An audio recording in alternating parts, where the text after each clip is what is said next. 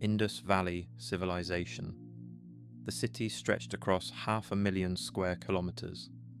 Harappa, Mohenjo-daro, Dholavira, Rakhigarhi, each built to the same exacting standards. Streets laid in perfect grids, running north to south, east to west.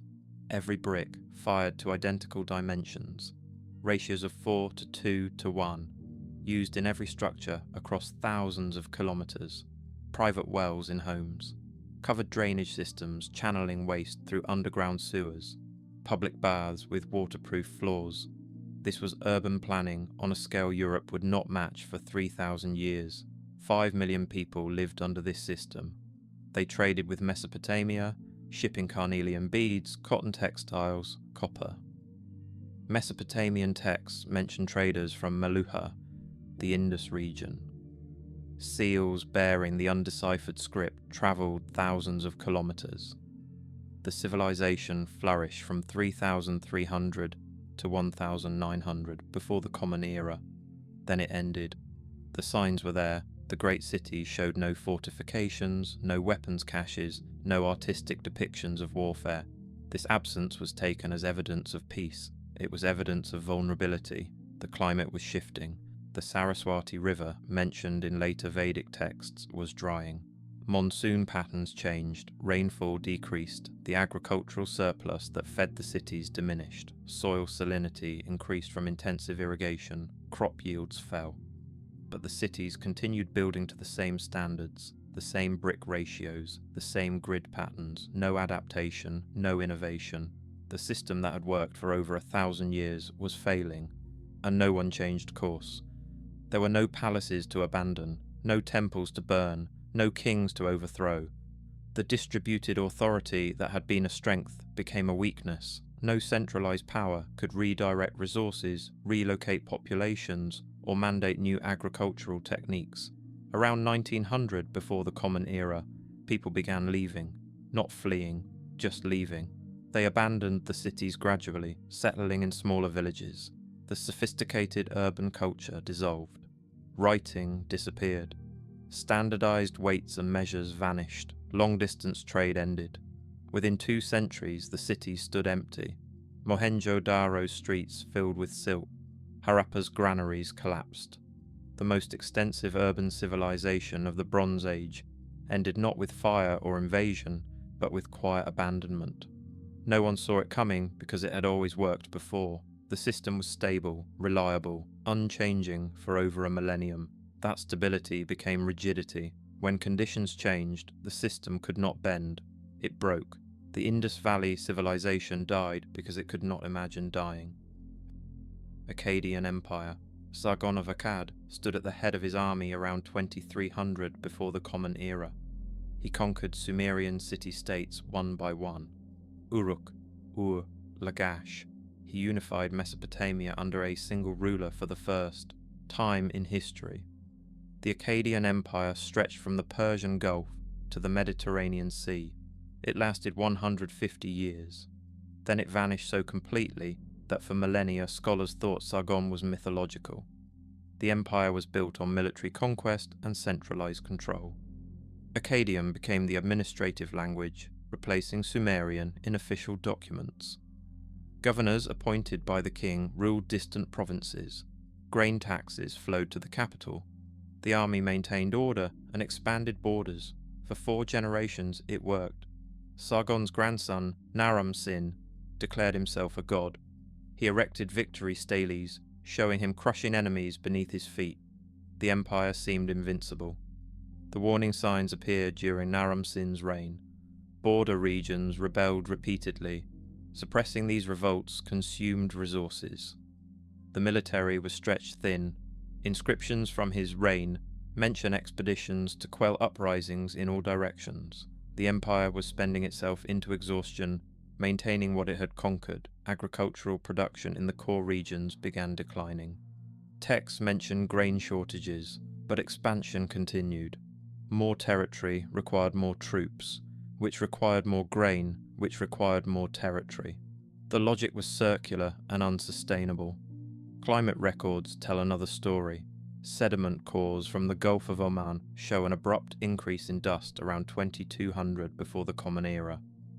This indicates prolonged drought across Mesopotamia and the surrounding regions. Rainfall decreased by 30%. The drought lasted 300 years. Rivers ran lower, irrigation canals silted up. Fields that had produced surplus yielded barely enough for subsistence. The agricultural base that fed the empire withered. Naram Sin's successors faced cascading crises. Drought reduced harvests. Reduced harvests meant less tax revenue. Less revenue meant the army could not be paid. Unpaid troops deserted or turned to banditry. Provincial governors declared independence. Nomadic groups from the Zagros Mountains, themselves displaced by drought, invaded the weakened empire.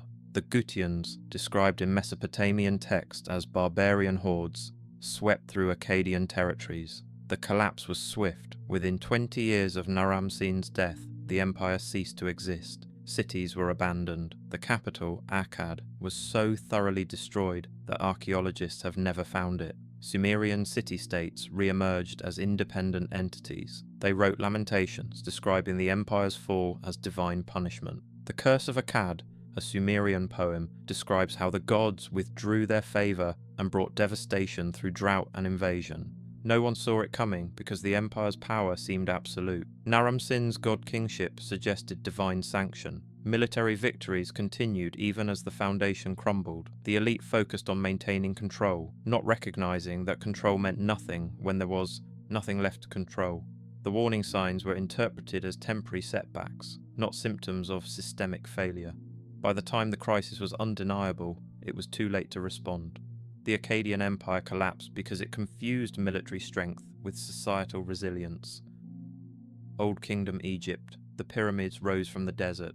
Khufu's Great Pyramid, Khafra's Pyramid, Menkare's Pyramid.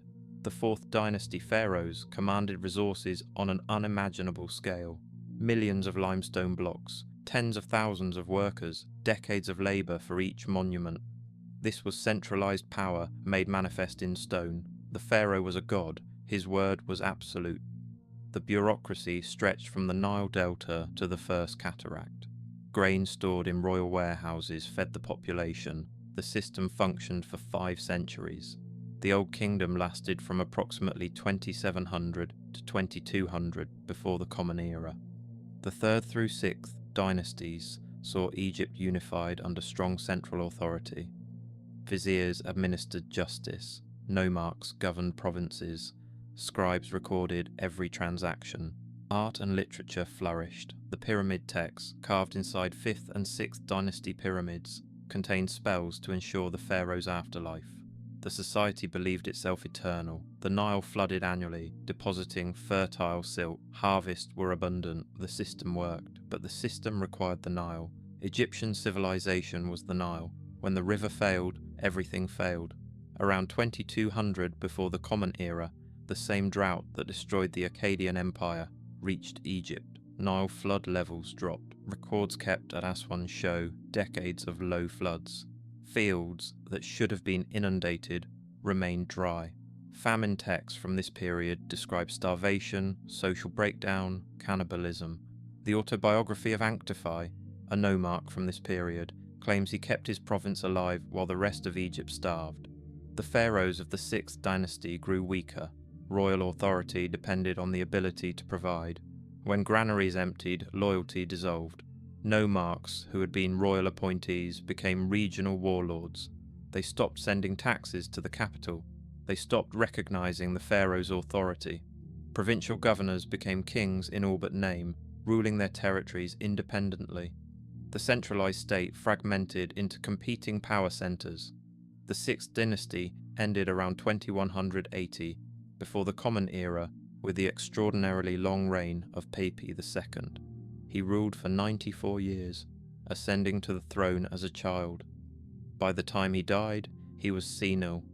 The administration had ossified. Decision-making stagnated. When he finally died, there was no strong successor. The 7th and 8th dynasties were ephemeral, kings ruling for months before being replaced. Manetho, an Egyptian historian writing millennia later, claimed the 7th dynasty consisted of 70 kings who ruled 70 days. An exaggeration, but it captures the chaos. The first intermediate period began. Egypt split into competing kingdoms. The north was ruled from Heracleopolis. The south from Thebes. They warred with each other for over a century. Literature from this period, like the admonitions of Epua, laments the collapse of order. The high are brought low. The low have become high. Servants eat what was prepared for masters. Tombs are plundered. The dead are thrown into the river. The world is turned upside down. No one saw it coming because the system had been stable for 5 centuries. The pyramids suggested permanence. The divine kingship implied eternal protection. The bureaucracy was so extensive, so detailed, that it seemed incapable of failure. But bureaucracy is not resilience. When the environmental foundation shifted, when the Nile failed, the entire structure collapsed. The old kingdom ended because Egyptians confused administrative complexity with adaptive capacity. Minoan Civilization. The palace at Knossos covered 6 acres. Labyrinthine corridors connected hundreds of rooms. Workshops, storage magazines, residential quarters, ceremonial spaces. Walls bore frescoes of dolphins, griffins, bull leapers. The Minoans on Crete developed the first literate civilization in Europe. They traded across the Mediterranean. Their ships carried olive oil, wine, purple dye. Minoan artifacts appear in Egypt, Anatolia, the Greek mainland. The palace complexes at Knossos, Phaistos, Malea, Zakros were not fortified. No walls, no weapons caches. The Minoans felt secure. The civilization flourished from approximately 3000 to 1450 before the Common Era. The palace period, when these massive complexes were built, lasted from 2000 to 1450. Linear A, the Minoan script, recorded administrative details, offerings to deities, inventories of goods. The language remains undeciphered. The Minoans left no historical narratives. We know them through archaeology and through later Greek myths that remembered Crete as powerful, wealthy, and strange. Around 1600 before the Common Era, the volcano on Thera erupted. Modern Santorini is what remains. The eruption was catastrophic, 4 times larger than Krakatoa. Ash fell across the eastern Mediterranean. Tsunamis struck Crete's northern coast. The palace at Knossos, 30 kilometers from the coast, was damaged but not destroyed. Zakros, on the coast, was devastated. The eruption would have caused crop failures from ash fallout. Tsunamis would have destroyed harbours, ships, coastal settlements. But the Minoans rebuilt. Knossos was reconstructed on an even grander scale. The frescoes were repainted, life continued. The eruption was not fatal, it was a warning. The civilization recovered but was weakened. Trade networks disrupted, agricultural production reduced. The palace economies strained to reorganize and rebuild. Resources flowed to reconstruction rather than maintenance of trade relationships and defensive capabilities. 50 years later, Mycenaean Greeks from the mainland arrived. Whether as invaders, traders, or invited administrators is debated, but around 1450 before the Common Era, Linear B, the Mycenaean Greek script, replaced Linear A at Knossos. The palace was now administered by Mycenaeans. The Minoans were subordinated in their own homeland.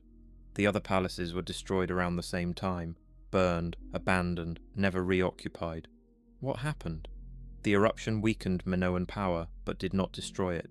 The civilization was vulnerable. The Mycenaeans recognized this vulnerability and exploited it. Or perhaps the eruption's long-term effects, crop failures, economic disruption, created internal instability, civil war, class conflict. The palaces were burnt from within. The Mycenaeans moved into the power vacuum. Either way, the civilization ended. No one saw it coming because recovery from the eruption seemed successful. Knossos was rebuilt larger than before. The frescoes were more elaborate, but the recovery was superficial. The underlying economic and military strength was gone. The Minoans had spent everything on reconstruction. When the next crisis came, whether internal revolt or external invasion, there was nothing left. The Minoan Civilization collapsed because it mistook rebuilding for recovery. Mycenaean Greece.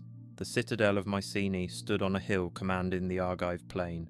Massive walls of limestone blocks, some weighing 20 tons, ringed the site. Later, Greeks called them Cyclopean walls, believing only giants could have built them. The Lion Gate, with its carved relief of 2 lions flanking a column, marked the entrance. Inside, the palace contained a great hall, the Megaron, with a central hearth and throne. This was the seat of power for one of the wealthiest kingdoms in Bronze Age Greece. Mycenaean civilization dominated southern Greece from approximately 1600 to 1100 before the Common Era.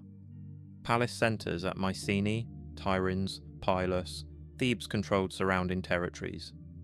Linear B tablets record bureaucratic details. Inventories of grain, livestock, textiles. Lists of workers, soldiers, rowers. The tablets reveal centralised economies. Everything flowed through the palaces.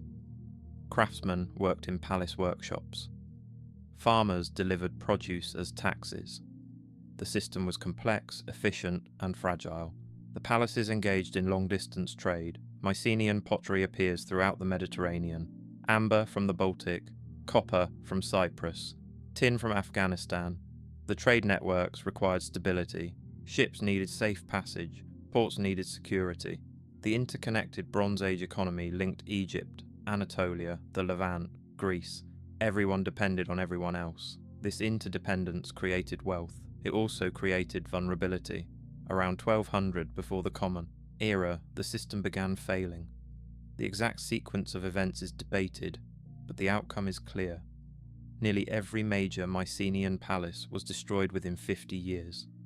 Mycenae burned. Tiryns burned. Pylos burned so hot that Linear B tablets were baked hard, preserving them for modern archaeologists. Thebes was destroyed.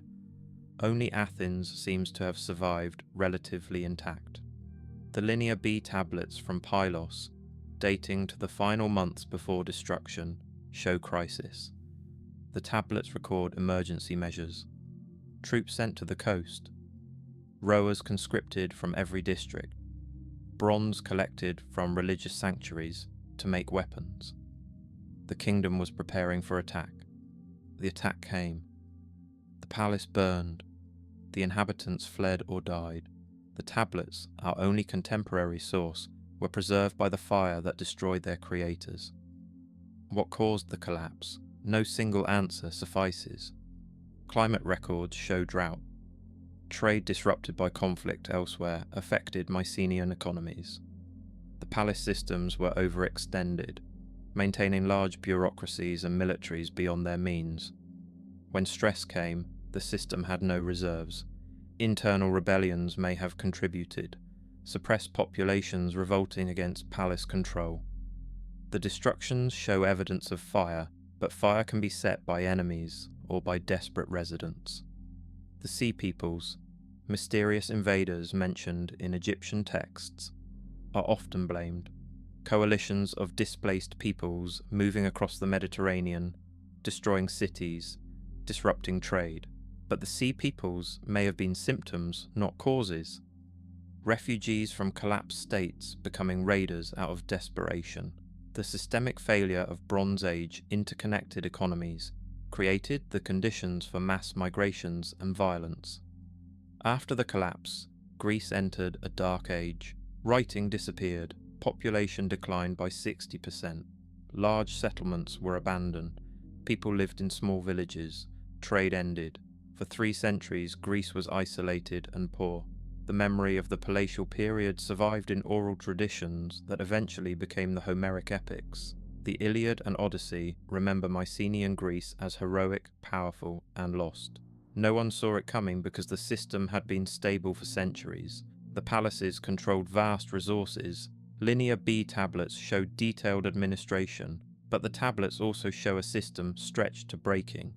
every resource accounted for, no surplus, no flexibility. When drought, trade disruption, and conflict combined, the palace economy shattered. The Mycenaean Civilization collapsed because it built a system with no capacity to absorb shocks. Hittite Empire. The capital at Hattusea covered 400 acres. Stone walls 6 kilometers long enclosed the city. Massive gates flanked by carved lions and sphinxes controlled access. The Hittites ruled Anatolia from approximately 1600 to 1180 before the Common Era. They challenged Egypt for control of the Levant. The Battle of Kadesh in 1274 between Pharaoh Rameses II and Hittite king Muwatalli II was one of history's largest chariot battles. The battle ended inconclusively, but a treaty followed, the oldest surviving peace treaty in the world. The empire's power rested on military strength and diplomatic skill. The Hittites were among the first to develop ironworking technology. Their armies incorporated diverse troops, including chariot units and infantry from vassal states. The diplomatic correspondence found at Hattusa, the Amarna letters, reveal an interconnected world. Kings addressed each other as brothers, gifts were exchanged, marriages arranged, disputes mediated through letters rather than warfare. The system was cosmopolitan and sophisticated, but the system depended on constant management. Vassal states required supervision, rebellions had to be suppressed, enemies on all borders meant the army was perpetually deployed. The Hittite king's correspondence reveals exhaustion. Letters complain about grain shortages, requests for emergency food supplies. The capital itself depended on imported grain. Anatolia's highlands were not agriculturally rich. The empire's heartland could not feed itself. Around 1200 before the Common Era, the grain stopped coming. Syria, the empire's breadbasket, was in chaos. Cities burned, trade collapsed. The last Hittite king, Suppiluliuma II, sent desperate letters requesting food. No replies survive. Around 1180, Hattusa burned. The massive fortifications were breached. The city was torched and abandoned. The empire dissolved. Successor states in Syria survived for a while, but the great Hittite Empire ended. Tablets from the final years show the warning signs. Military campaigns became defensive, fighting off invasions rather than expanding territory. Grain shortages are mentioned repeatedly. The king's authority weakened as vassal states withheld tribute and troops. But the bureaucracy continued functioning, recording details, issuing orders, as if administration could substitute for capacity. The tablets record the empire dying while pretending to live. The causes were multiple. Drought affected Anatolia and Syria. The same climate shift that disrupted Egypt and Mesopotamia reached the Hittites. The empire's agricultural base eroded. Trade disruptions meant less grain imported, invasions by the sea peoples, or displaced populations overwhelmed defences. Internal rebellions flared. The empire faced too many crises simultaneously. Each crisis made the others worse. No one saw it coming because the empire had faced crises before and survived. Hittite history is a chronicle of resilience. Rebellions suppressed, enemies defeated, disasters overcome. The treaties and diplomatic correspondence show confidence. The king expected to be obeyed. Vassal states expected to receive support, but when support did not come, when the centre could not hold, the periphery disintegrated. The Hittite Empire collapsed because its leaders believed past success guaranteed future survival.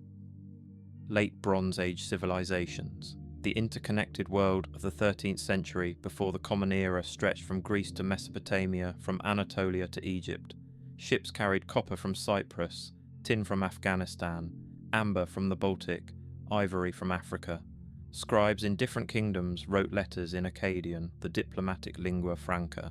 Kings exchanged gifts, daughters, and threats. The system had existed for centuries. Everyone prospered through trade. Everyone assumed it would continue. Then between 1200 and 1150 before the Common Era, it ended. The Mycenaean palaces burned. The Hittite Empire collapsed. City-states across the Levant were destroyed. Ugarit, a wealthy port city in Syria, was annihilated so completely that it was never rebuilt. The palace at Pylos, the citadels in Greece, the capitals in Anatolia, all burned within decades. Only Egypt survived, barely. Egyptian texts from the reign of Ramesses III describe massive invasions by sea peoples. Coalitions of foreign groups attacked by land and sea. The Egyptians repelled them but suffered devastating losses. Temple inscriptions at Medinet Habu depict naval battles and list the names of invading peoples: Peliset, Cheka, Shekelesh, Denian, Weshesh. Who these people were, where they came from, why they moved in such numbers remains debated, but calling them invaders obscures the deeper truth. These were not barbarian hordes destroying civilization. These were refugees, displaced populations, collapsed societies themselves fleeing disasters. The Bronze Age system was interconnected. When one node failed, the effects cascaded. Drought in Anatolia meant less grain traded. Less trade meant less copper reaching Greece. Less copper meant less bronze for tools and weapons. Less bronze meant military weakness. Weakness invited attack. Attack disrupted more trade. The feedback loops were destructive. The palace economies were specialists. Cyprus produced copper. Afghanistan provided tin. Egypt grew grain. Syria made purple dye. Each region focused on what it did best, trading for everything else.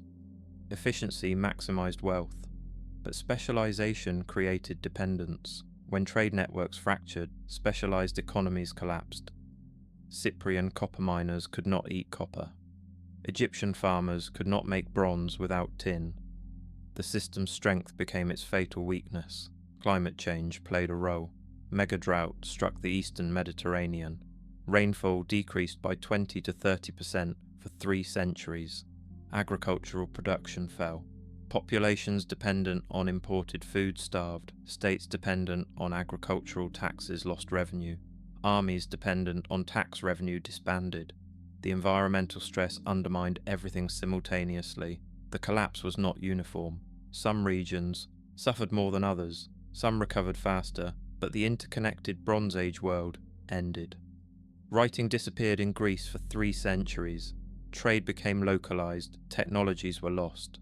Iron replaced bronze, not because iron was better, but because the trade networks supplying tin for bronze were gone. The Iron Age began because the Bronze Age system died. No one saw it coming because the system's complexity was mistaken for resilience. More connections meant more trade routes. More trade meant more wealth. More wealth meant more power. But more connections also meant more vulnerabilities. A break anywhere affected everywhere. The Bronze Age civilizations collapsed because they built a system where one failure guaranteed everyone failed together. Shang Dynasty. The oracle bones hold questions. Cracks in heated bone interpreted as divine answers. Will the harvest be good? Will the king's campaign succeed? Will the birth be auspicious? The Shang Dynasty, ruling China's Yellow River Valley from approximately 1600 to 1046 before the Common Era, communicated with ancestors through divination. The questions and answers were inscribed on the bones, creating the earliest Chinese writing. Thousands of oracle bones have been recovered. They document a civilization obsessed with prophecy, trying to control the future through ritual. The Shang kings ruled from a series of capitals. The last and greatest was Yin, near modern Anyang. The capital covered 24 square kilometers. Royal palaces, ancestral temples, elite residences, craft workshops. Bronze casting reached extraordinary sophistication. Ritual vessels weighing hundreds of kilograms, decorated with complex designs, required advanced metallurgical knowledge. The Shang cast bronze on a scale unmatched anywhere in the world. The society was stratified, the king and nobility at the top. Below them, craftsmen, farmers, slaves. Human sacrifice was practiced extensively. Royal tombs contained dozens or hundreds of sacrificial victims, retainers killed to serve the king in the afterlife, war captives buried in foundation deposits. Divination records mention sacrificing prisoners to ancestors, to gods, to rivers. The ancestors demanded blood. The Shang military was powerful. Chariots, bronze weapons, organized infantry. Campaigns extended control over surrounding territories. Subject peoples paid tribute, sent supplies, provided troops. The system worked as long as military success continued. But military success required resources. Resources required tribute. Tribute required military enforcement. The logic was circular. Oracle bone inscriptions from the late Shang period show increasing anxiety. Questions about rebellions appear frequently. Will the eastern tribes rebel? Will the western territories submit? Military campaigns became more desperate. Divinations ask whether the army will return safely, whether the king will survive the campaign. The confidence of earlier inscriptions is gone, replaced by uncertainty and fear. The Zhou people, a subject group from the western regions, grew powerful. They adopted Shang culture, bronze technology, writing, but they resented Shang rule. Around 1046 before the Common Era, the Zhou leader, King Wu, allied with other subject peoples and rebelled. The armies met at the Battle of Muye. The Shang forces, weakened by centuries of warfare, exhausted by constant campaigns, collapsed. Many Shang soldiers defected. The capital fell. The last Shang king died, supposedly by immolating himself in his palace. The Zhou claimed the Shang had lost the mandate of heaven. The concept that divine favor justified rule became central to Chinese political philosophy. The Shang kings, the Zhou said, had become corrupt, cruel, impious. The ancestors withdrew support. Heaven granted the mandate to the Zhou. The narrative justified rebellion, but it also preserved the truth. The Shang system had failed. The endless warfare, the human sacrifices, the obsessive divination, all symptoms of a society consuming itself. No one saw it coming because the oracle bones said everything would be fine. Divination promised victory, prosperity, divine favor. The ancestors were consulted on every decision. How could things go wrong when the gods were guiding every action? But divination is not planning. Ritual is not strategy. The Shang Dynasty collapsed because its leaders consulted bones instead of recognizing reality. Olmec Civilization. The colossal heads stare across millennia. 17 discovered, each carved from basalt boulders, 1.5 to 3.5 meters tall, weighing up to 50 tons. Distinct individuals with unique facial features. They wear elaborate headdresses. The Olmec created these monuments between 1600 and 400 before the Common Era. The basalt came from quarries in the Tuxtla Mountains, up to 100 kilometers from where the heads were erected. Moving multi-ton stones through tropical jungle and swamps without wheels or large animals required extraordinary organization. The Olmec were Mesoamerica's first complex civilization. They developed early forms of writing, calendar systems, bloodletting rituals. The ball game, played throughout Mesoamerica for millennia, originated with them. Their influence spread across the region. Olmec style, jade carvings, pottery, iconography appear hundreds of kilometers from the heartland. Trade networks distributed goods and ideas. Later, Mesoamerican civilizations, the Maya, the Zapotec, Teotihuacán, all built on Olmec foundations. Major centers included San Lorenzo, La Venta, Tres Zapotes. San Lorenzo flourished from 1200 to 900 before the Common Era. The site featured artificial plateaus, stone drains, basalt monuments. Then around 900, the monuments were systematically defaced, colossal heads were buried, stone thrones were mutilated. The site was abandoned. Whether this was invasion, internal revolt, or ritual termination is unknown. But it was deliberate. Someone destroyed San Lorenzo's symbols of power with purpose. La Venta became the primary center afterward. It flourished from 900 to 400 before the Common Era. The site featured a massive earthen pyramid, plazas, buried offerings of jade and serpentine. Then La Venta too was abandoned. Monuments were buried or destroyed. The pattern repeated. Power centers rose, flourished, then were deliberately terminated. Why? Environmental degradation may have played a role. Intensive agriculture exhausted soils. Deforestation caused erosion. Rivers changed course, affecting transportation and water supply. The tropical environment, lush and fertile, is also fragile. Overuse degrades it quickly. The Olmec may have undermined their own agricultural base. Social conflict is another explanation. The colossal heads suggest powerful rulers. The monuments required mobilizing massive labor. Such centralized power creates resentment. If elites failed to deliver prosperity, if crises arose and leaders appeared helpless, rebellion followed.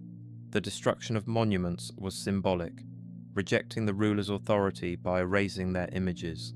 Or perhaps the terminations were ritual. Olmec belief systems might have required periodic renewal through destruction. Old power structures had to end for new ones to begin. The buried monuments were not vandalism, but sacred closure. This interpretation aligns with later Mesoamerican practices. The Maya buried and built over structures during calendar cycles. Ritual time required ritual endings. The Olmec civilization did not disappear. People continued living in the region, but the colossal heads were never carved again. The great centers were never rebuilt. The energy and resources required for monumental construction were redirected to other pursuits, or simply no longer available. The civilization transformed into something smaller, less centralized, less archaeologically visible. No one saw it coming because the pattern was not visible to those living through it. Each generation built upon the previous. Each center seemed permanent when it flourished. The idea that power centers would be deliberately destroyed and abandoned seemed impossible. But the Olmec civilization collapsed because its model of centralized power and monumental display was unsustainable. The energy required exceeded what the environment and society could provide indefinitely. Maya classic lowlands. The jungle reclaimed them, temples rising above the canopy, stone monuments covered in carved glyphs, plazas where thousands once gathered. The Maya classic period, from approximately 250 to 900 in the Common Era, saw extraordinary cultural achievements. Mathematics, including the concept of zero, astronomy predicting eclipses centuries in advance, writing recording history, mythology, dynastic succession. Cities like Tikal, Calakmul, Copan, Palenque competed for dominance. Then in the 9th century, they were abandoned. The collapse was not uniform. Different cities fell at different times. Peripheral sites declined first, core cities lasted longer, but the pattern was consistent. Monumental construction ceased. Dated stelae, the carved stones recording kings and events, stopped.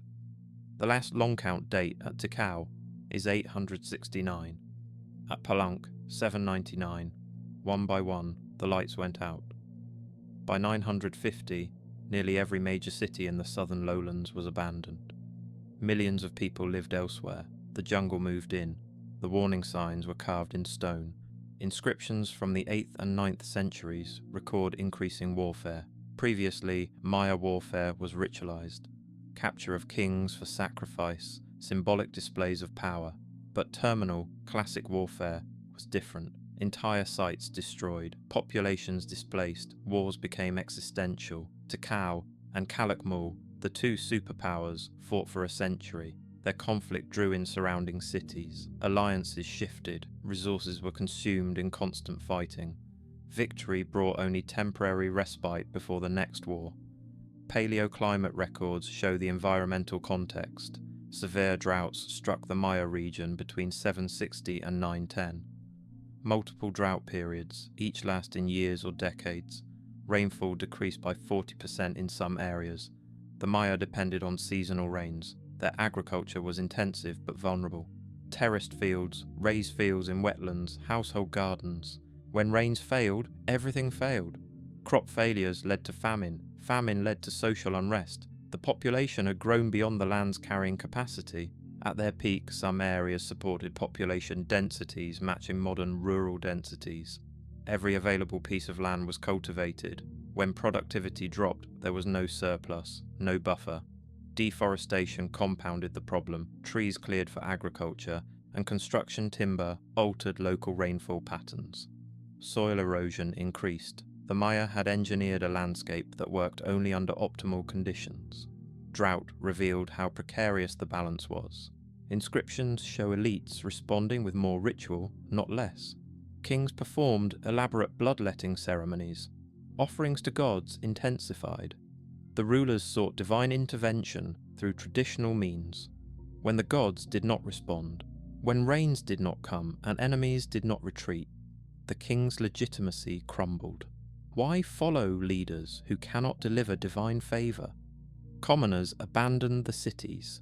They dispersed to rural areas where survival did not depend on supporting elite religious pageantry. The collapse took generations. Cities did not empty overnight. Population declined gradually. Monumental construction slowed, then stopped. Elite families left. Palaces were abandoned, room by room. Eventually, only squatters remained, living in the ruins of what their grandparents had built. Within a few generations, jungle covered everything. The Maya who remained told stories of lost cities, of ancestors who built stone mountains. But the knowledge of how and why was gone. No one saw it coming because the system had been so successful.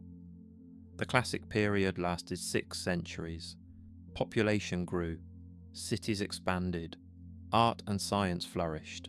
Every king believed his reign would surpass his predecessors. The monuments they erected proclaimed eternal power, but success bred vulnerability. The population density, the agricultural intensification, the political competition, all were sustainable only under perfect conditions. When conditions changed, when drought came, the system had no flexibility. The Maya classic lowlands collapsed because success blinded leaders to accumulating risks. Teotihuacán. The Avenue of the Dead stretched 3 kilometers through the city center. At one end, the Pyramid of the Moon. At the other, the Ciudadela, a vast plaza surrounded by platforms. Halfway between, the Pyramid of the Sun rose 65 meters, dominating the skyline. Teotihuacán, the city of the gods, was the largest city in the ancient Americas. At its peak around 500 in the Common Era, 125,000 to 200,000 people lived within its boundaries. The influence reached across Mesoamerica. The city was planned. The grid layout oriented 15.5 degrees east of north, aligned with the sun's position on significant dates. Residential compounds built to uniform standards housed families or craft groups. Each compound had its own temple, courtyard, drainage system. The city produced pottery, obsidian tools, decorative goods. Trade networks extended to Maya cities, to Oaxaca, to the Gulf Coast. Teotihuacan goods are found everywhere. Everyone wanted access to the great city's production. The political structure is unclear. No royal palaces, no individual ruler portraits, no dynastic monuments.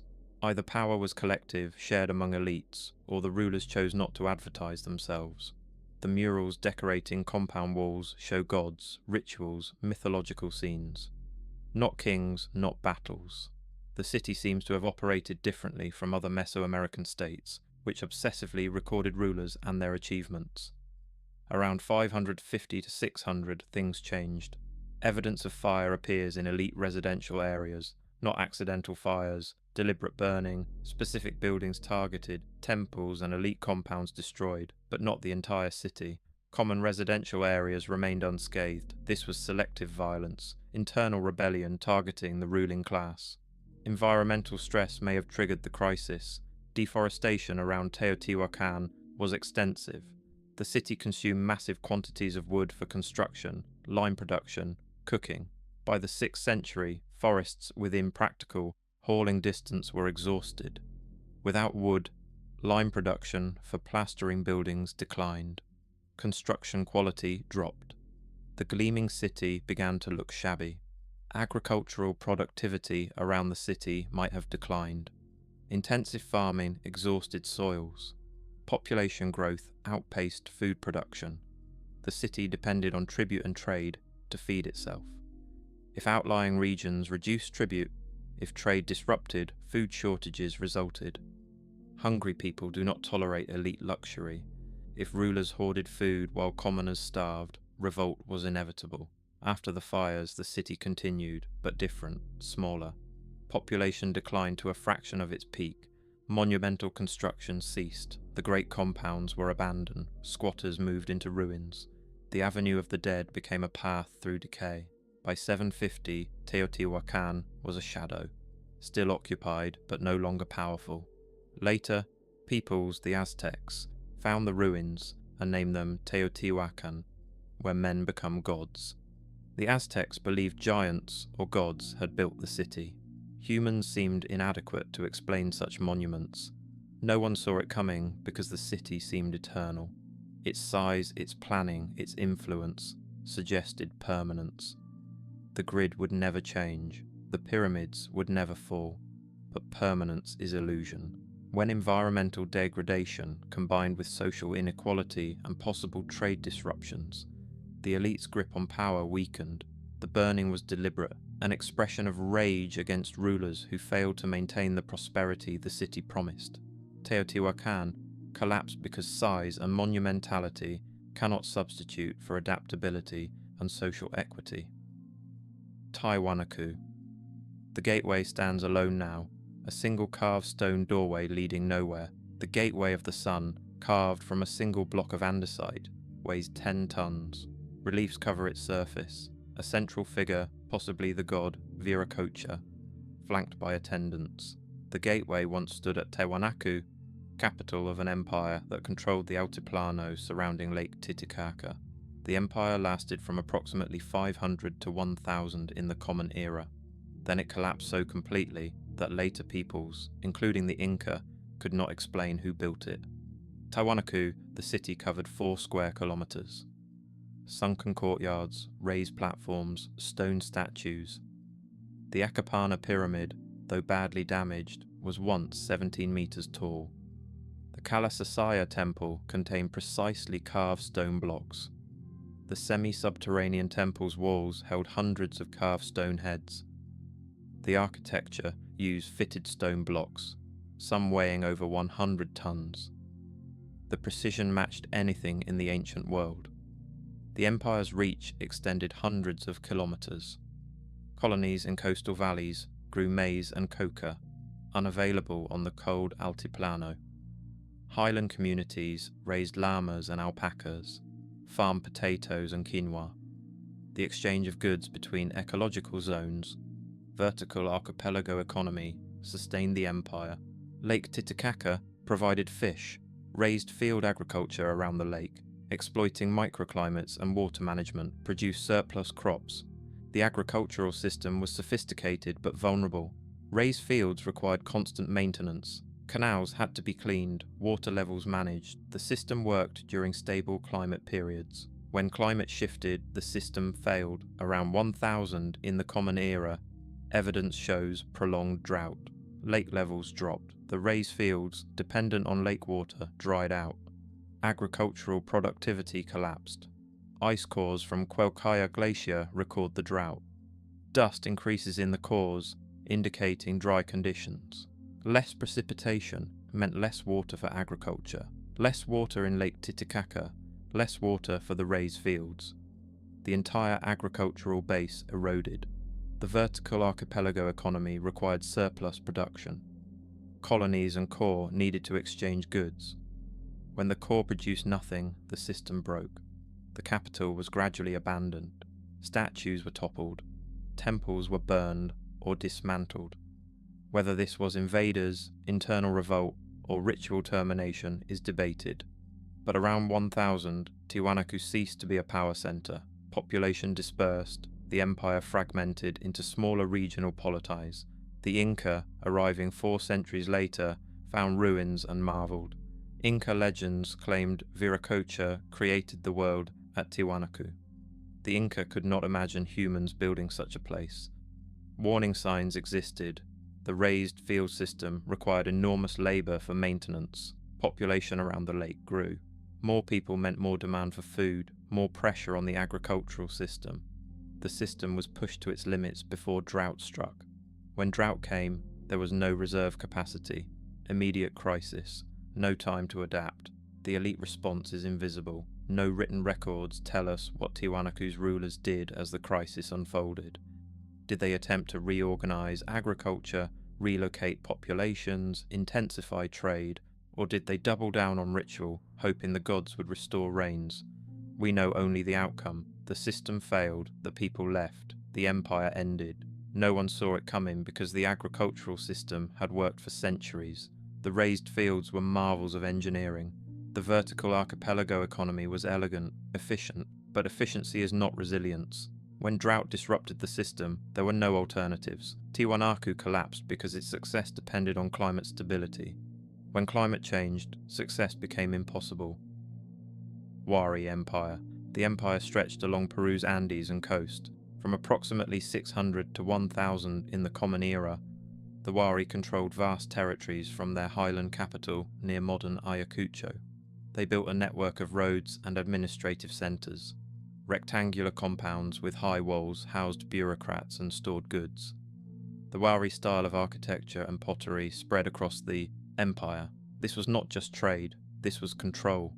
The Wari pioneered imperial strategies later adopted by the Inca: forced resettlement of populations, state storage facilities redistributing goods, road networks enabling rapid military deployment.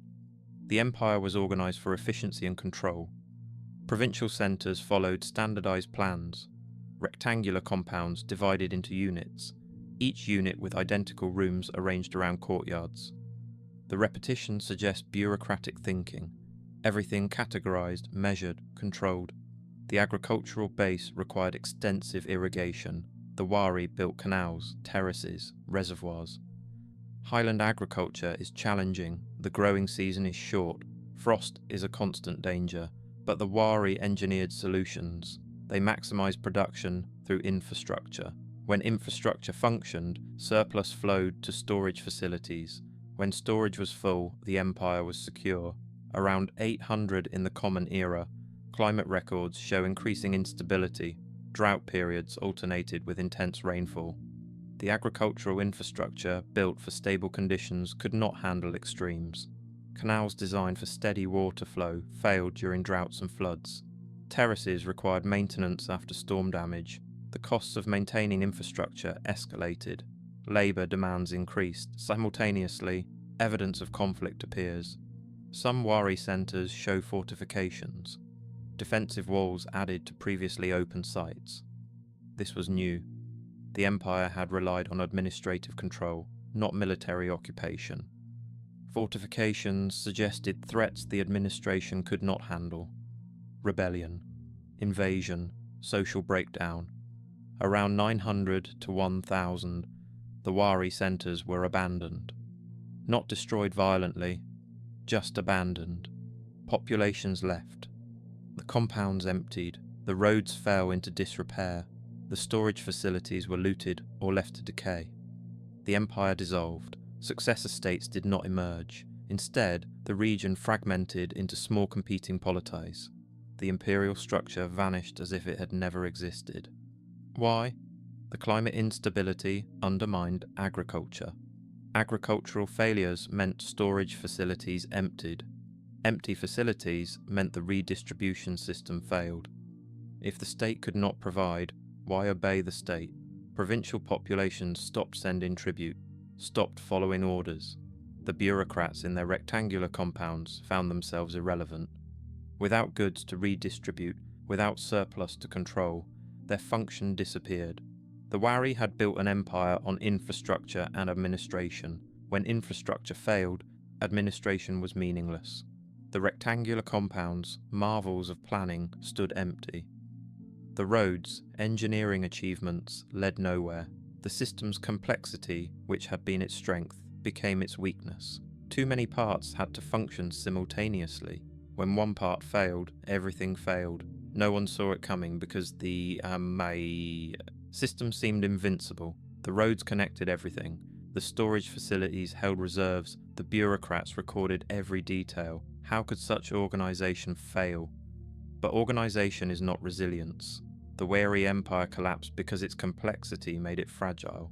When climate instability stressed the agricultural base, the entire superstructure tumbled. Norte Chico. The pyramids predate pottery. In Peru's Supi Valley, approximately 200 kilometers north of Lima, 18 urban centers flourished from 3000 to 1800 before the Common Era. These are the oldest cities in the Americas.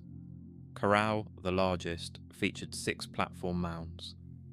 The biggest, the Pyramid Maya, stands 18 meters tall. Construction used stone blocks and shikra bags. woven reed bags filled with rock. Millions of these bags facilitated construction. The civilization developed without pottery, without apparent warfare, without extensive art. These absences are puzzling. Pottery typically appears early in agricultural societies. Norte Chico relied on gourds for containers. Artwork is minimal. No monumental sculpture, no elaborate murals. Functional architecture dominates, and no fortifications, no weapons, no evidence of warfare. The economy depended on cotton and fishing. Cotton, grown in the valley, was traded to coastal communities for fish and shellfish. This exchange created interdependence between inland and coastal populations. Surplus production allowed monumental construction. Workers fed by traded fish built pyramids. The system worked as long as trade flowed. Musical instruments found at corral include flutes made from animal bones. These produced multiple notes. Music likely played roles in ceremonies.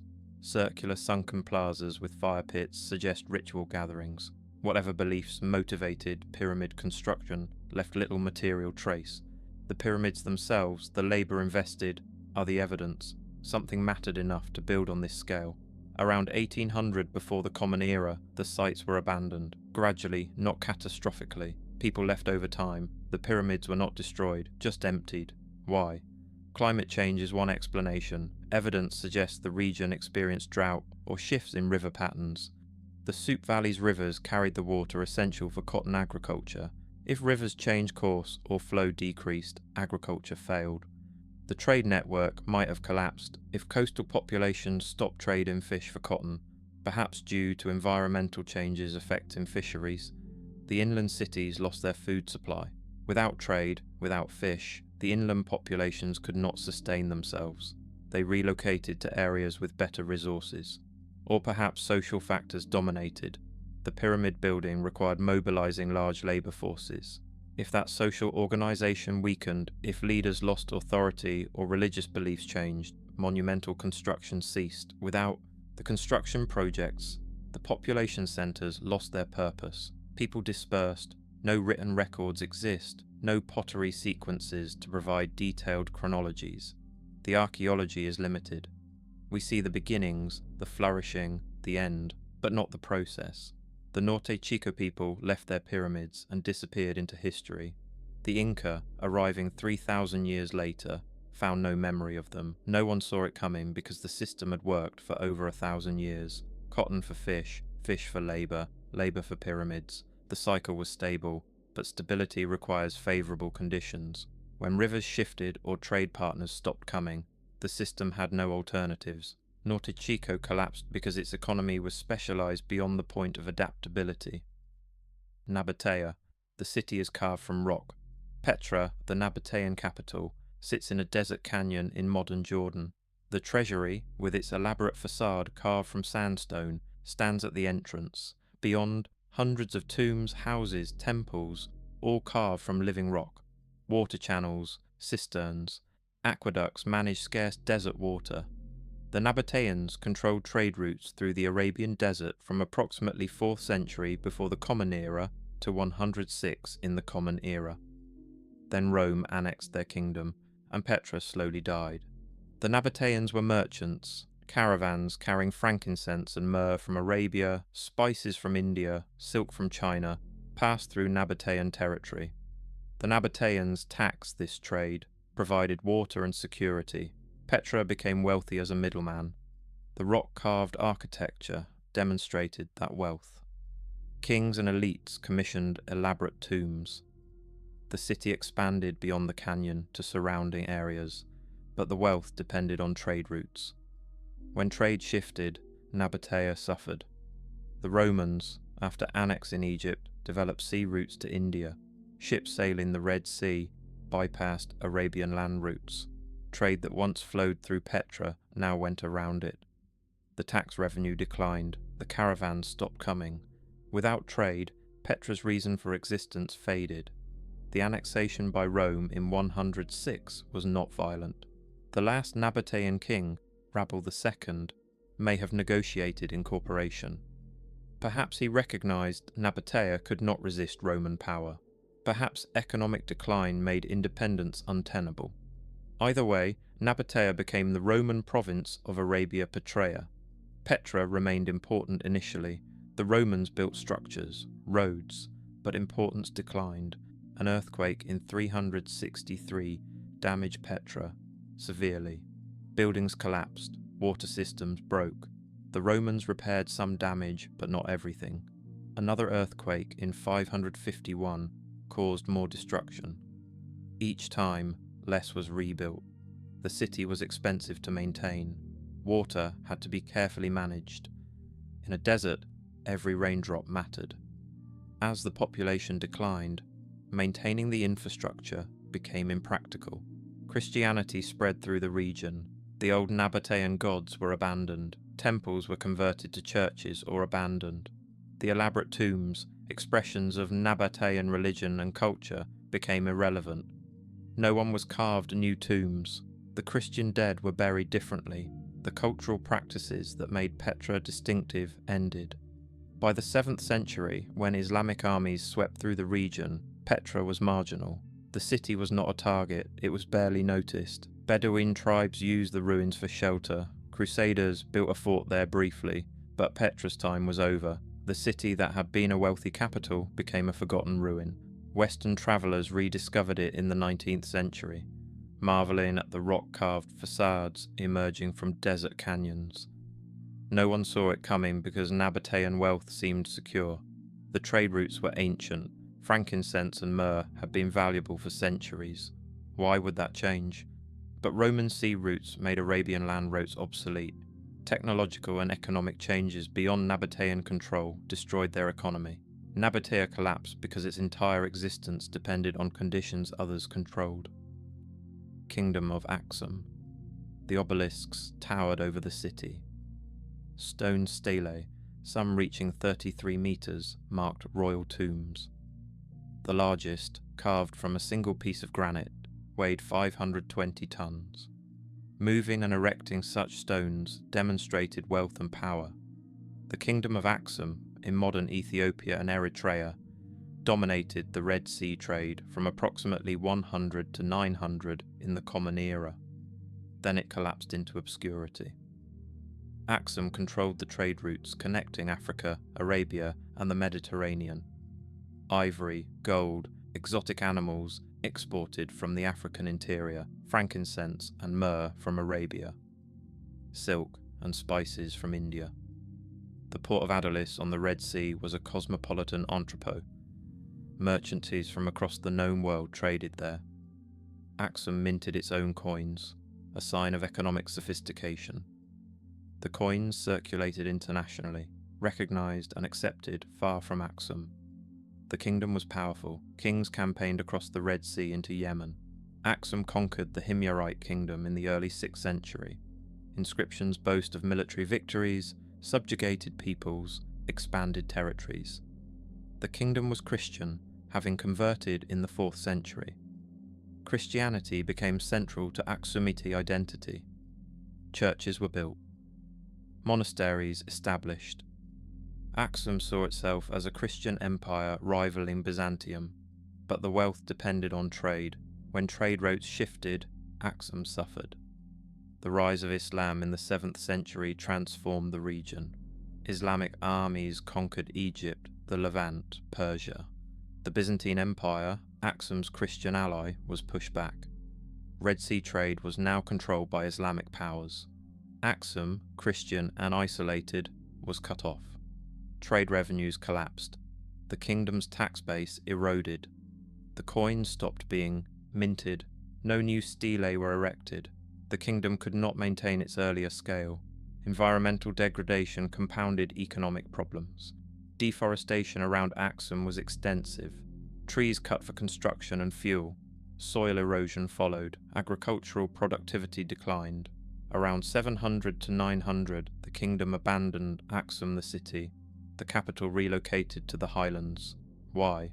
Climate change might have played a role. Evidence suggests drought. Highland locations offered better agricultural conditions, or perhaps external threats forced relocation. Muslim armies advancing from the north, nomadic groups raiding from the desert. The Highland Kingdom became the Ethiopian Empire, surviving through the medieval period. But the glory of Aksum was gone. The obelisks stood abandoned, the palaces crumbled, the trade routes were memories. The later Ethiopian emperors remembered Aksum as their origin, but could not replicate its power. Aksum had been an international power. Ethiopia was a regional kingdom struggling for survival. No one saw it coming because Aksum seemed secure. The Christian identity, the Byzantine alliance, the trade wealth all suggested permanence. Kings built massive stone stelae, monuments intended to last forever. But eternity is shorter than kings imagine. When the geopolitical situation shifted, when Islamic expansion cut trade routes, Aksum's foundation crumbled. The kingdom of Aksum collapsed because international trade empires are vulnerable to forces beyond their control. Khmer Empire. Angkor Wat reflects in still water. The temple complex, the largest religious monument in the world, covers 400 acres. 5 towers shaped like lotus buds rise above galleries and courtyards. The walls bear thousands of square meters of bas-relief carvings. Gods, battles, court scenes, everyday life. The Khmer Empire built this in the early 12th century. At its peak, the empire controlled much of mainland Southeast Asia. Then it collapsed. The empire lasted from approximately 800 to 1400 in the Common Era. The capital at Angkor was one of the medieval world's largest cities. Population estimates range from 750,000 to 1 million. The hydraulic infrastructure was extraordinary. Reservoirs called barays, some 7 kilometers long, stored water. Canals distributed water to rice fields. The system supported intensive agriculture, multiple rice harvests per year. Surplus rice fed the population and sustained elaborate temples and bureaucracy. The kings were Devarajas, god kings. Each king built his own temple mountain, representing Mount Meru, center of the cosmos in Hindu and Buddhist cosmology. Angkor Wat, built by Suryavarman II, was the largest. The temple was the king's mausoleum and connection to the divine. Building temples was religious duty and political necessity. Kings who built larger, more elaborate temples demonstrated greater power and piety, but the hydraulic system required constant maintenance. Canals silted up. Reservoirs needed dredging. The infrastructure's scale meant maintenance costs were enormous. Labour and resources flowed to upkeep. When kings diverted resources to temple construction, infrastructure maintenance suffered. The system was pushed to its limits. Environmental stress accumulated. Deforestation around Angkor was extensive. Trees cleared for agriculture, construction, firewood. Soil erosion increased. The watershed feeding the reservoirs and canals degraded. Less forest meant more runoff during monsoons, more flooding, more erosion, less water storage during dry seasons. The system destabilized. In the 14th century, evidence shows infrastructure failure. Some barrays and canals were abandoned, repairs were incomplete, the intensive rice agriculture system declined, yields dropped, the surplus disappeared. Without surplus, the state could not maintain the temples, the bureaucracy, the army. The empire weakened. Simultaneously, external threats intensified. The Thai kingdoms to the west grew stronger. They raided Khmer territories repeatedly. Angkor was sacked by Thai forces in 1351 and again in 1431. Each raid devastated the capital. Weakened by internal problems, the empire could not effectively respond. Around 1450, the capital was abandoned. The king relocated to Phnom Penh, near the Mekong River and the coast. Angkor, with its temples and reservoirs, was left to the jungle. The population dispersed. The hydraulic system, unmanaged, collapsed entirely. Jungle reclaimed the temples. The Khmer people did not disappear. They continued living in the region, forming smaller kingdoms. But the imperial grandeur of Angkor was gone. No one saw it coming because Angkor seemed eternal. The temples were massive. The hydraulic system was sophisticated. The empire had lasted 6 centuries. Each king assumed the system would support his reign as it had his predecessors. But accumulating environmental damage and rising maintenance costs undermined the foundation. The Khmer Empire collapsed because its leaders prioritized monumental construction over sustainable infrastructure management. Rapa Nui, 900 stone statues scattered across an island. Moai, the monolithic figures, stood on platforms, backs to the sea, watching over communities. The largest stands, 10 meters tall, weighs 82 tons. Easter Island, Rapa Nui, in the indigenous language, is one of the world's most isolated inhabited places. The nearest continent is 3,700 kilometers away. The Polynesian settlers arrived around 1,200 in the Common Era. By 1700, the society had collapsed. The early settlers found a forested island. Native palm trees, tall and strong, provided wood for canoes, tools, construction. The settlers brought chickens, rats, sweet potatoes. They developed agriculture, population grew, society organized around chiefs and clans. Sometime after settlement, the Moai cult developed. Statues were carved from volcanic tuff at Rano Raraku quarry, transported to coastal platforms, erected with coral eyes inserted. The eyes activated the statue's spiritual power. Carving and erecting Moai required significant labour and resources. Competition between clans drove escalating statue production. Bigger statues demonstrated greater prestige. The effort invested reached extraordinary levels. Hundreds of Moai were carved but never erected. They remain in the quarry or along transportation routes. Were these abandoned due to breakage, or did production exceed the society's capacity to erect them? The environmental cost was catastrophic. Transporting Moai required timber for sledges or ropes. Erecting them required wooden levers and scaffolding. Agriculture required cleared land. Firewood required trees. The settlers cut trees faster than they regenerated. By 1600, the island was deforested. The last palm trees disappeared. Without trees, canoes could not be built. Without canoes, fishing in deep water became impossible. The diet shifted to land-based resources, chickens and sweet potatoes. But these were limited. Soil erosion increased without tree roots to stabilize soil. Agricultural productivity declined. Population grew to approximately 15,000 at peak. When resources declined, 15,000 people on a barren island faced crisis. Competition for scarce resources intensified. Warfare erupted. Archaeological evidence shows the Moai were systematically toppled during internal conflicts. Each clan destroyed rival statues. The symbols of prestige became symbols of defeat. Around 1700, Moai construction ceased. The cult was abandoned. Society reorganized around the Birdman cult, a different religious system. Annual competitions at Orongo ceremonial village determined leadership. Participants raced to collect the first egg of the sooty tern from an offshore islet. The winner's clan leader became Birdman for the year. This was a new power structure, replacing the discredited Moai cult. Population declined sharply. Estimates suggest only 2,000 to 3,000 people remained by the time Europeans arrived in 1722. The Dutch explorer Jacob Roggeveen described a barren island denuded of trees with a poor, sparse population. Yet the Moai stood or lay fallen, silent witnesses to a vanished world. Later, European visits, particularly slave raids in the 1860s, further devastated the population. No one saw it coming because cutting the last tree was just like cutting the previous tree. Each generation saw an island slightly less forested than their parents, but the change was gradual, imperceptible, year to year. When did the society cross the point of no return? Was there a moment when stopping deforestation could have saved them? Or was the trajectory set centuries before the E-I-8 crisis became obvious? Rapa Nui collapsed because incremental environmental destruction, invisible in the present, becomes catastrophe in the future. Ancestral Puebloans. The cliff dwellings nestle in alcoves high on canyon walls. Mesa Verde, Chaco Canyon, Canyon de Chelly.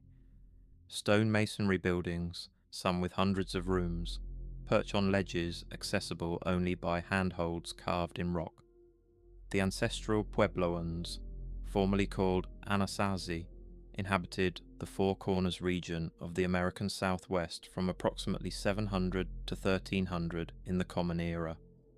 Then they abandoned their cities and migrated south. Chaco Canyon was the center of a regional system. Great houses, massive multi-story structures, required millions of stones and over 200,000 wooden beams.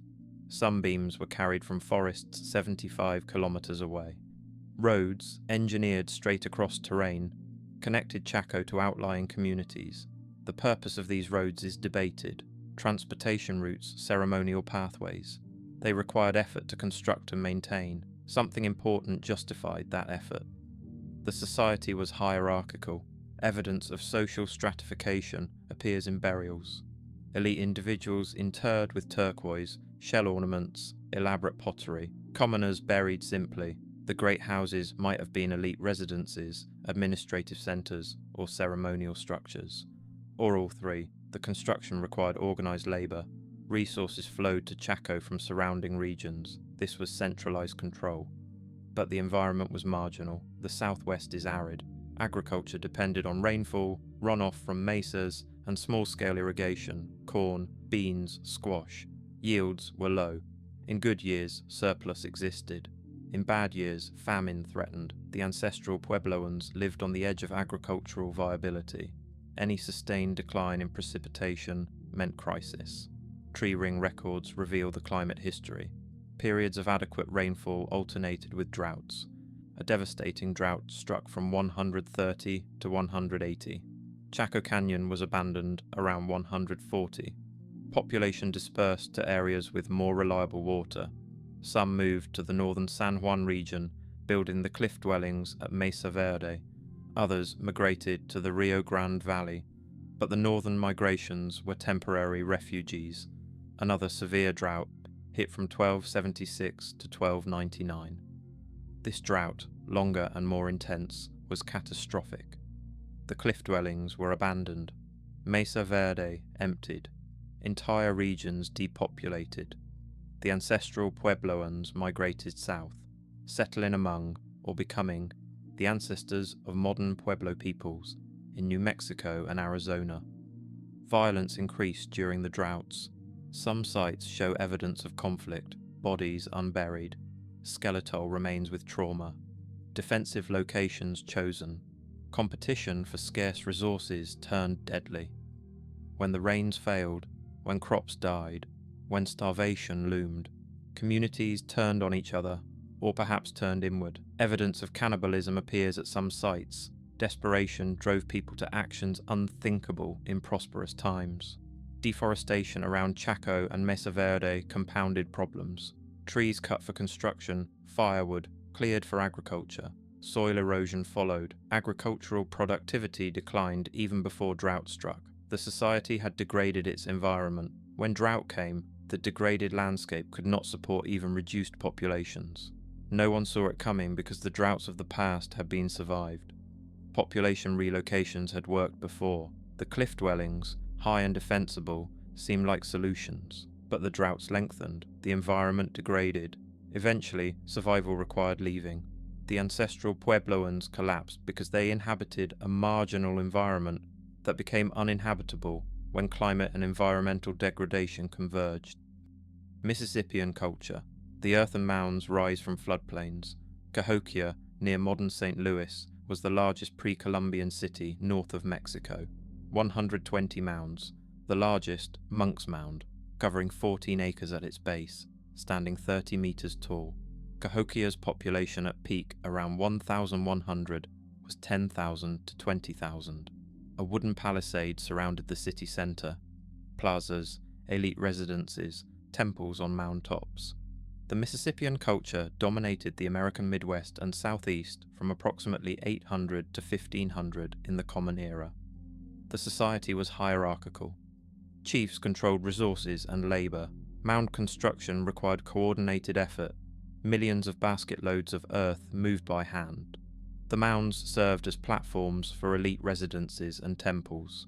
Height demonstrated status. The higher the mound, the more important the person or building atop it. Commoners lived in houses on ground level. The social order was literally visible in the landscape. The economy depended on maize agriculture. Maize was introduced from Mesoamerica around 800. It transformed Mississippian society. Maize produces high yields in floodplain soils. Surplus maize supported population growth and social stratification. Cahokia's location at the confluence of the Missouri, Illinois, and Mississippi rivers was ideal for agriculture and trade. Goods from across the continent flowed through Cahokia, but maize agriculture is intensive. It depletes soil. Without crop rotation or fallow periods, yields decline. Cahokia's population growth meant more land cultivated. More land meant more deforestation. More deforestation meant more erosion. The floodplain soils, initially fertile, degraded. Climate change in the 13th century brought both droughts and increased flooding variability. Unstable harvests stressed the society. Around 1200, Cahokia's population began declining. By 1350, the city was largely abandoned. Why? Agricultural. Decline is one factor. The inability to consistently feed the population undermined the chief's authority. If leaders could not provide, why follow them? Social unrest might have led to the palisade construction. The fortifications suggest threats. External or internal, the society felt insecure. Political fragmentation followed. The regional system centered on Cahokia dissolved. Smaller chiefdoms competed, trade networks contracted. Mound construction continued elsewhere for centuries, but never at Cahokia's scale. The Mississippian culture did not disappear. It transformed. When Europeans arrived in the 16th century, they encountered Mississippian societies. But Cahokia was gone. The mounds stood empty, overgrown. Later settlers who saw them thought they were natural hills or built by a lost race. The idea that Native Americans built such structures seemed impossible to them. No one saw it coming because Cahokia's growth seemed unstoppable. Population increased, mounds multiplied, trade expanded. Each generation assumed growth would continue, but growth based on environmental degradation and intensive agriculture was unsustainable. When soils exhausted and climate became unstable, the system collapsed. Mississippian culture at Cahokia ended because its leaders could not imagine that what had always worked would stop working. Sogdian Civilization. The Silk Road passed through Sogdiana. The region, modern Uzbekistan and Tajikistan, sat at the crossroads of east and west. Sogdian merchants were the intermediaries of Eurasian trade, from approximately 4th century before the Common Era to 10th century in the Common Era. They spoke Sogdian, an Iranian language written in an Aramaic-derived script. Sogdian letters have been found from China to the Byzantine Empire. These merchants were everywhere, facilitating trade, translating languages, exchanging goods and ideas. Sogdian cities like Samarkand, Bukhara, Penjikent were wealthy. Trade brought prosperity. The cities featured palaces, temples, markets. Sogdian art shows influences from China, India, Persia, Greece. The culture was cosmopolitan. Zoroastrianism, Buddhism, Christianity, Manichaeism all coexisted. Merchants adopted whatever religion facilitated trade. Pragmatism over doctrine, but the wealth depended on trade routes being open and safe. When the routes were secure, when empires in China and Persia encouraged trade, Sogdian merchants thrived. When routes closed, when empires collapsed or turned inward, Sogdiana suffered. The merchants were middlemen. Without trade, they had no function. The Islamic conquests of the 7th and 8th centuries transformed Central Asia. Arab armies swept through Sogdiana. The cities were conquered. Samarkand fell in 712.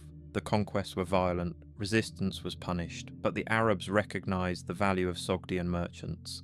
Trade continued under new rulers. Sogdians converted to Islam or paid taxes as dhimmis. The cities remained important, but the culture was eroding. Arabic replaced Sogdian as the administrative language. Islam replaced the diverse religious landscape. Sogdian identity, distinct and cosmopolitan, was subsumed into Islamic civilization.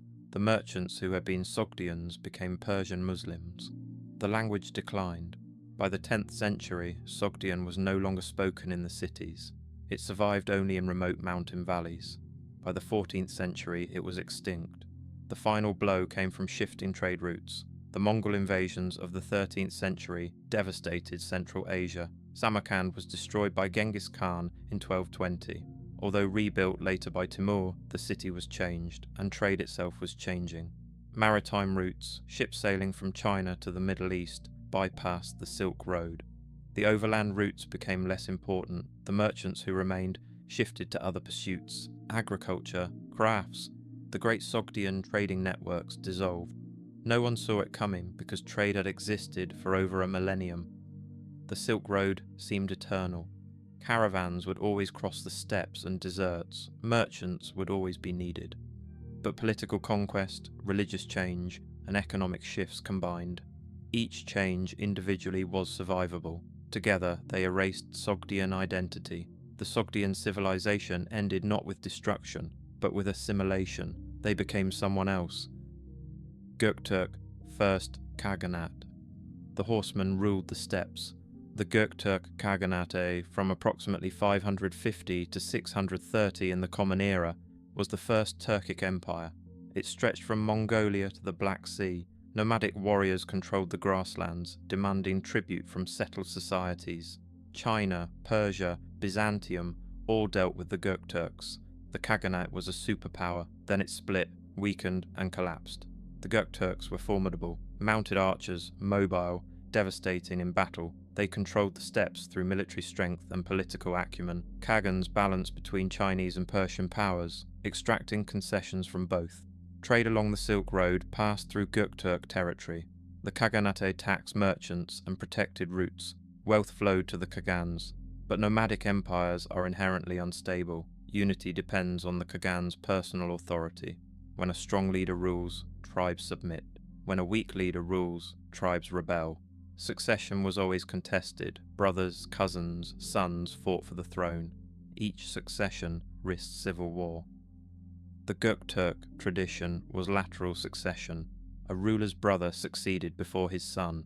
This reduced conflicts between generations, but increased conflicts among brothers. In 583, the Khaganate split. Eastern and Western Khaganates formed, each claiming legitimacy. The split was nominally over succession, but reflected deeper tensions. The eastern steppe had closer ties to China, the western steppe to Persia, and the Byzantine Empire. Regional interests diverged, unity, always fragile, shattered. China exploited the division. The Sui dynasty, then the Tang dynasty, played eastern and western Göktürks against each other. Chinese diplomacy sowed discord, bribed Khagans, supported pretenders, weakened both Khaganates. In 630, the eastern Khaganate collapsed. The Tang dynasty invaded, captured the Khagan, incorporated Göktürk territories. The western Khaganate lasted until 742, but similarly succumbed to internal divisions and external pressure.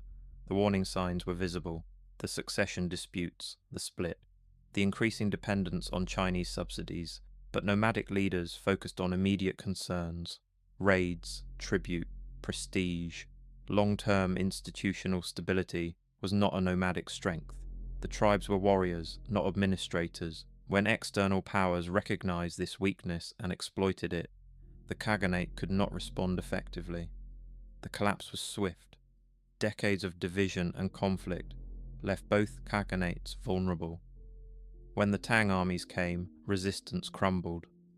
The Göktürks were absorbed into the Tang Empire. The Khagans were paraded in Chinese victory celebrations.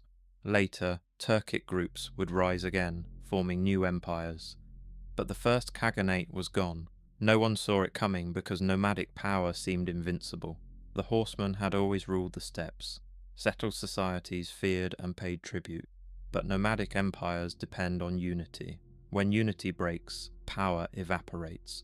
The Göktürk first Khaganate collapsed because tribal confederation cannot withstand sustained external pressure and internal division.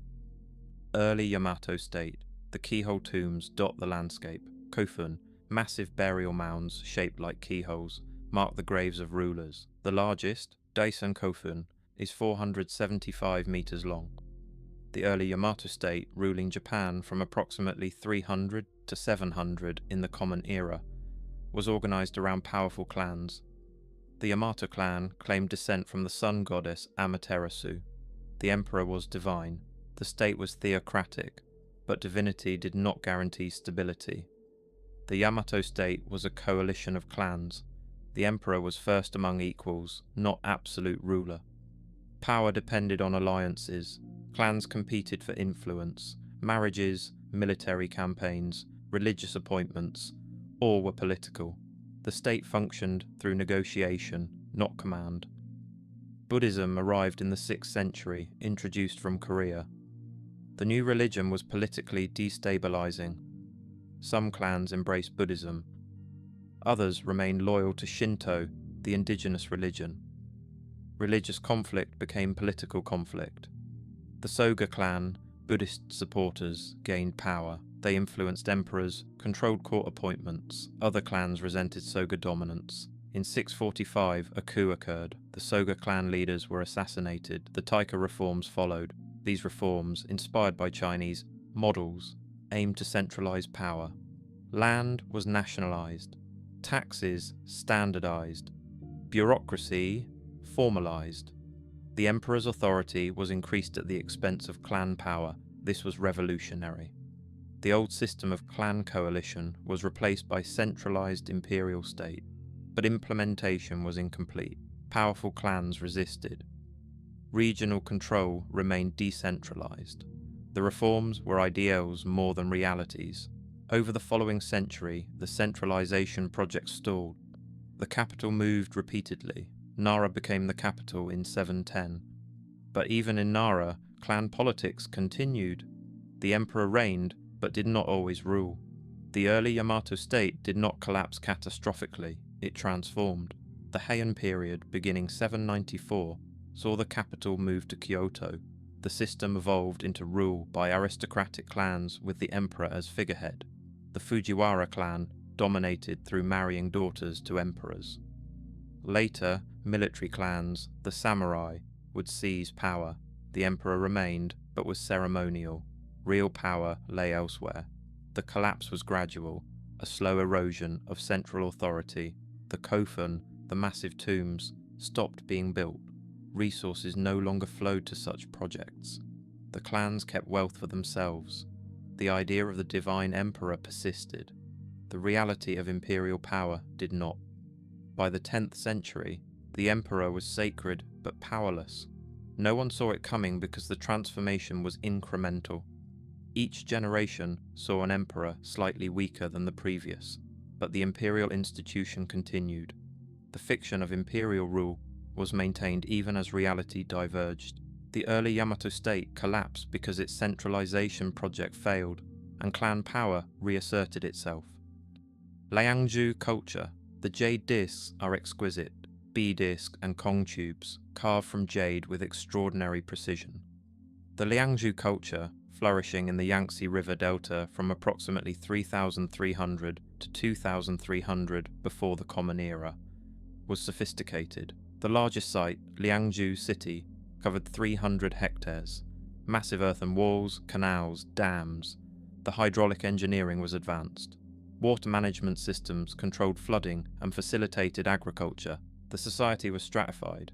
Elite burials contained hundreds of jade objects, Bai discs, Kong tubes, ornaments. Jade was sacred. The effort required to quarry, transport, and carve jade was enormous. Only elites possessed such objects. Commoners were buried with pottery or nothing. The social hierarchy was rigid and visible. The hydraulic system was Liangzhu's strength and weakness. The massive dams and canals controlled the Yangtze's flooding. Floodwaters were diverted, channeled, stored. The system allowed intensive rice agriculture. Surplus rice supported the population and elite culture, but the system required constant maintenance. Dams had to be reinforced, canals dredged. Failures could be catastrophic. Around 2300 before the Common Era, Liangzhu collapsed. The sites were abandoned. The elite culture disappeared. The exquisite jade working ended. Why? Evidence suggests catastrophic flooding. Sediment layers at Liangzhu City show massive flood deposits. The hydraulic system failed. Perhaps a dam broke. Perhaps unprecedented rainfall overwhelmed the system. Either way, the city was inundated. The flooding would have destroyed crops, killed people, ruined infrastructure. The society depended on the hydraulic system. When it failed, everything failed. The survivors could not rebuild. The knowledge and resources required were gone, the population dispersed, the Liangzhu culture ended. But warning signs existed. The hydraulic system was pushed to its limits. The dams were massive, but not invincible. Climate records suggest increasing rainfall variability in the 3rd millennium before the Common Era. Floods and droughts alternated. The system, designed for stable conditions, struggled with extremes. Engineers must have known the risks, but stopping was unthinkable. The entire society depended on the system continuing. No one saw it coming because the system had worked for centuries. The dams had held, the canals had flowed. Jade discs continued being carved. Elite burials continued being lavish. The society seemed secure, but one catastrophic flood was enough. When the dams broke, Liangzhu ended. The Liangzhu culture collapsed because its hydraulic engineering created both prosperity and vulnerability. Kukuteni Tripilia Civilization. The settlements were massive. Some covered 450 hectares, housing up to 15,000 people. The Kukuteni Tripilia Civilization, flourishing in modern Ukraine, Moldova, and Romania from approximately 5,400 to 2,700 before the Common Era, built some of Europe's largest Neolithic settlements. The houses were arranged in concentric circles, hundreds of dwellings, sometimes over 1,000. Then periodically, they burned the settlements and rebuilt elsewhere. Why burn thriving settlements? This question puzzles archaeologists. Evidence suggests the burning was deliberate, not accidental, not warfare. The inhabitants set their homes on fire, then moved, building new settlements nearby. Several theories exist. Perhaps the houses, built with wood and clay, deteriorated after decades. Burning was easier than repair. Perhaps the soil around settlements exhausted after generations of farming. Moving to fresh land was necessary. Perhaps the burning was ritual, renewal through destruction. The settlements show no fortifications, no walls, no defensive positions. The Kukuteni Tripilia people felt secure. The lack of fortifications suggests peace. Or naivety. The settlements were vulnerable. But for over 2 millennia, vulnerability was not punished. Around 3000 before the Common Era, things changed. Climate records show cooling and drying. The agricultural productivity declined. The settlements became smaller. The elaborate painted pottery, a hallmark of Kukuteni Tripilia culture, became less common. The society was under stress. Around 2700 before the Common Era, the civilization ended. The large settlements were abandoned, not burned this time, just emptied. Population dispersed. The distinctive Kukuteni Tripilia culture disappeared. What replaced it was different, smaller villages, different pottery styles, different burial practices. What happened? Climate change is one explanation. The cooling and drying made agriculture less productive. The large settlements could not sustain themselves. People moved to areas with better conditions or reverted to smaller-scale agriculture. The migration of steppe peoples might have contributed. Nomadic groups from the east, more mobile and militaristic, moved into Kukuteni Tripilia territories. Unfortified settlements were easy targets. The peaceful farmers could not resist. Disease is another possibility. Large, dense settlements are vulnerable to epidemics. If disease struck, the population would have fled, abandoning settlements to prevent contagion spread. The settlements would stand empty, not burned, not destroyed, just abandoned. No one saw it coming because the pattern of burning and rebuilding had worked for millennia. The settlements were rebuilt every 60 to 80 years. The cycle was normal, but normal can end. When climate changed, when external threats appeared, when disease struck, the cycle broke. The Kukuteni Tripilia civilization collapsed because its peaceful, undefended, large settlement model was sustainable only under ideal conditions. Harla Kingdom. The ruins sit on hills in eastern Ethiopia and Somalia, stone structures, mosques, tombs. The Harla Kingdom, flourishing from approximately 6th to 14th century in the Common Era, controlled trade routes between the Ethiopian highlands and the Somali coast. They were intermediaries. Highland products, gold, ivory, sent to the coast. Coastal products, textiles, ceramics, sent inland. The Harla grew wealthy. Little is known about the Harla. They left few written records. Later traditions among the Somali and Harari people remember them as mysterious, powerful giants. The ruins show stone construction unusual in the region. The mosques indicate Islamic religion, but details of governance, culture, daily life are lost. The kingdom's location was strategic. Trade flowed through Harla territories, but location that brings wealth also brings danger.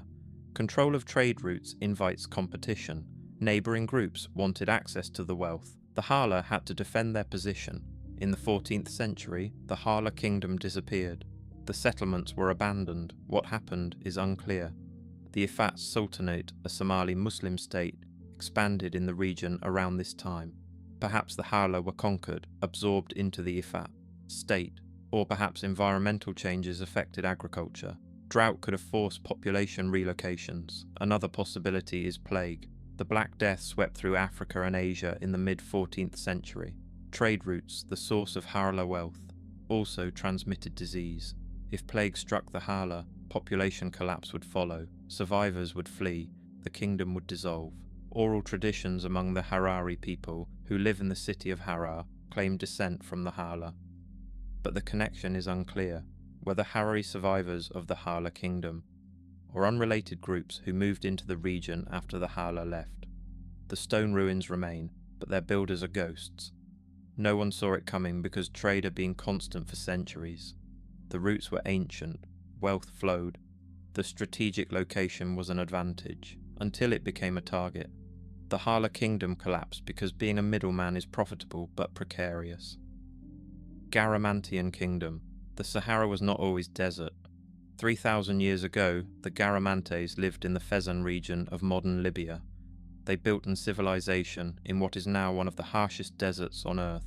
The Garamantian Kingdom flourished from approximately 500 before the Common Era to 700 in the Common Era. They developed an extraordinary irrigation system. Underground tunnels, fogaras, carried water from aquifers to fields. The system, similar to Persian qanats, allowed agriculture in the desert. The Garamantes controlled trans-Saharan trade, caravans carrying gold, ivory, slaves from sub-Saharan Africa passed through Garamantian territories. The Garamantes taxed this trade. Roman sources mention the Garamantes as wealthy, powerful, troublesome. They raided Roman territories in North Africa. Rome retaliated, but never conquered them. The desert protected the Garamantes. The fogaras required immense labour to construct and maintain. Tunnels had to be dug through bedrock. Ventilation shafts every 10 to 20 metres allowed workers to dig and remove debris. Once constructed, the tunnels required constant cleaning. Sand and silt clogged them. If maintenance stopped, the system failed. The agricultural productivity supported a population of tens of thousands. Cities and towns dotted the Fezzan. The capital, Garama, had monumental architecture, temples, public buildings. The society was stratified. Elites controlled trade and water. Commoners farmed and maintained the fogaras. But the system was unsustainable. The fogaras drew water from fossil aquifers. Water accumulated over thousands of years when the Sahara was wetter. The aquifers were not recharging. Every litre of water extracted brought the aquifers closer to depletion. The Garamantes were mining water, not harvesting it. Eventually, the water would run out. Around 700 in the Common Era, the Garamantian Kingdom collapsed. The cities were abandoned. The fogaras fell into disrepair. Why? The aquifers were depleting, water levels dropped, the tunnels had to be dug deeper, maintenance costs escalated, agricultural productivity declined, the population decreased. Eventually, the society could not sustain itself. Islamic conquest of North Africa affected the Garamantes. Trade routes changed. The trans-Saharan trade that had enriched the Garamantes was controlled by new powers. The economic base eroded. Combined with water depletion, the kingdom was doomed. No one saw it coming because the Fogaras had worked for over 1,000 years. Water flowed, crops grew, trade enriched the kingdom, but the water was finite. The Garamantes were spending their savings, not living on income. When the savings ran out, everything ended. The Garamantian Kingdom collapsed because it built a civilization on a non-renewable resource. Kingdom of Kush. The pyramids rise from the desert at Meroe in modern Sudan. Smaller than Egypt's pyramids, but still impressive. The Kingdom of Kush, from approximately 800 before the Common Era to 350 in the Common Era, was a powerful African state. At its height, Kush conquered Egypt, ruling as a 25th dynasty. The Kushite pharaohs reunited Egypt, repelled Assyrian invasions, built monuments. Then they were pushed back to Nubia. But Kush survived, thriving for another 1,000 years. The kingdom's wealth came from multiple sources. Gold mines in Nubia, iron smelting. Meroe was a major iron production centre. Trade routes connecting sub-Saharan Africa to the Mediterranean. Kush was prosperous. The pyramids at Meroe, over 200 of them, testify to wealth and power, smaller than Egyptian pyramids but far more numerous. Kush had its own script, Meroitic. The script remains undeciphered. We can read the letters but not understand the language. Inscriptions cover monuments, but their meanings are lost. Without readable texts, reconstructing Kushite history is difficult. We rely on archaeology and on accounts from Egypt, Rome, and other neighbours. Around the 1st century in the Common Era, the kingdom began declining. Trade routes shifted. Rome controlled Egypt and developed trade routes bypassing Kush. The Red Sea ports became more important than Nile routes. Kush's role as intermediary diminished. Trade revenues declined. Environmental degradation might have contributed. Iron smelting requires charcoal. Charcoal production requires wood. Meroe's iron industry consumed vast quantities of wood.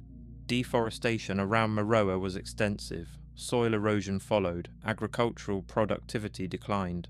The landscape around Meroe is barren today. Ancient deforestation might be responsible.